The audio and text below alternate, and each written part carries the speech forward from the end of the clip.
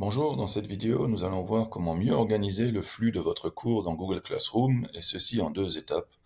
D'abord, je vais vous expliquer l'intérêt de faire ceci, et ensuite de modifier le paramétrage du flux.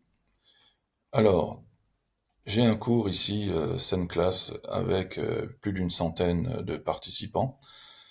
Le flux, vous avez les commentaires, vous avez des travaux qui sont mélangés.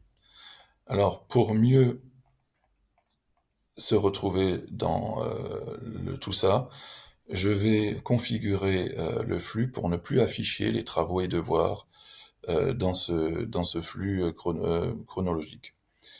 L'objectif aussi, c'est d'inciter les apprenants à utiliser l'onglet travaux et devoirs où les travaux sont rangés par thème, les thèmes sont sur le côté, et ainsi mieux pouvoir suivre la formation.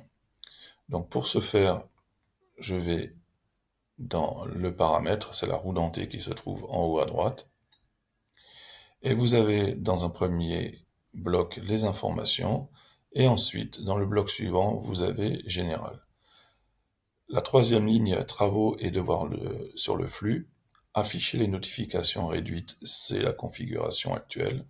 Si j'ouvre le petit menu, je vais pouvoir afficher les pièces jointes et les détails, mais je peux aussi masquer les notifications, et c'est ce que nous allons faire. Donc, je masque les notifications des travaux et devoirs dans le flux, je clique sur enregistrer, et regardez, maintenant, je n'ai plus de travaux et devoirs dans le flux. Alors, ça n'empêchera pas de faire une note d'information disant que voilà, je viens de mettre en ligne un nouveau devoir, allez voir dans l'onglet travaux et devoirs pour le retrouver. Donc, je pense que c'est une bonne idée de nettoyer un peu, de faire le ménage lorsque vous avez beaucoup d'informations dans le flux. Je vous remercie de votre attention et à bientôt.